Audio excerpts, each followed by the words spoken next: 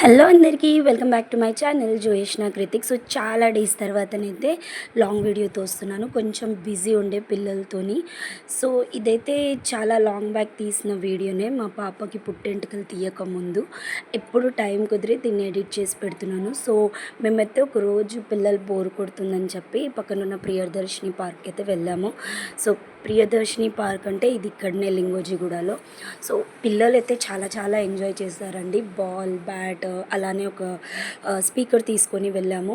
మా ఓనర్ వాళ్ళ పాపని కూడా తీసుకొని వెళ్తే ఇక కృతిక్ అయితే తనతోనే మొత్తం బిజీగా ఆడుకుంటున్నాడు. జోకి అలానే ఒగ్గు కూడా ప్రిపేర్ చేసుకొని తీసుకెళ్ళాను, అక్కడనే తినిపిద్దాము అని చెప్పేసి ఈవినింగ్ టైము.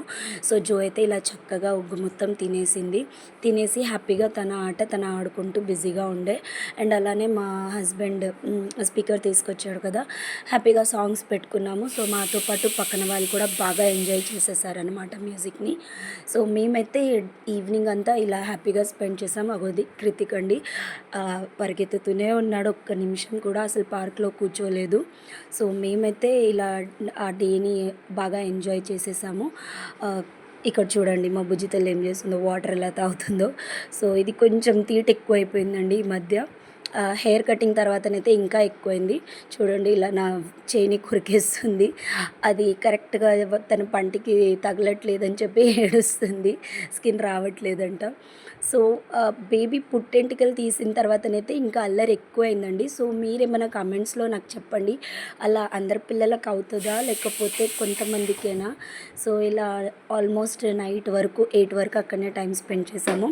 మధ్యలో చిప్స్ కూడా తింటుంటే ఇంకా తను కూడా హ్యాపీగా దొంగలాగా తీసేసుకొని తింటుంది. చూడండి ఇక్కడ కొంచెం దొంగలాగా తీసుకొని తింటుంది.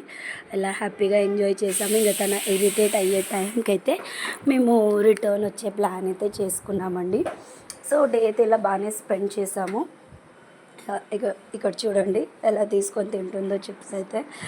సో తనకి జంక్ ఫుడ్స్ అంటే ఇష్టము, కానీ ఈ ఏజ్లో మనం పెట్టకూడదని చెప్పి చాలా వరకు అవాయిడ్ చేస్తున్నాను. అండ్ కృతిక్కి కూడా చాలా తగ్గించాను. మీరు కూడా ఎంత వీలైతే అంత జంక్ ఫుడ్స్ తగ్గియండి. సో నేను కూడా చిన్నగానైతే అలవాటు చేస్తున్నాను, తినిపియొద్దు అని చెప్పి. సో డే అయితే ఇలా బాగా స్పెండ్ చేసామండి. తను హెయిర్లో ఉన్నప్పుడే నాకు చాలా నచ్చింది.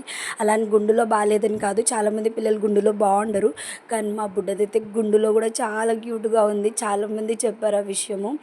సో ఇదండి ఆ డే అయితే ఇలా స్పెండ్ చేసాము. దీని తర్వాత మేమైతే గప్చుప్ అవన్నీ తినేసి హ్యాపీగా ఇంటికి వచ్చేసి ఇంకా స్లీప్ వేసామండి. జో కూడా చాలా టైర్డ్ అయిపోయింది, కిట్టు కూడా చాలా చాలా చాలా టైర్డ్ అయిపోయాడు. సో ఇలా మంత్కి ఒక్కసారైనా అప్పుడప్పుడు అలా పిల్లల్ని గార్డెన్కి తీసుకెళ్తూ ఉంటే వాళ్ళకు కూడా రిఫ్రెషింగ్గా ఉంటుంది, మనకు కూడా రిఫ్రెషింగ్గా ఉంటుంది.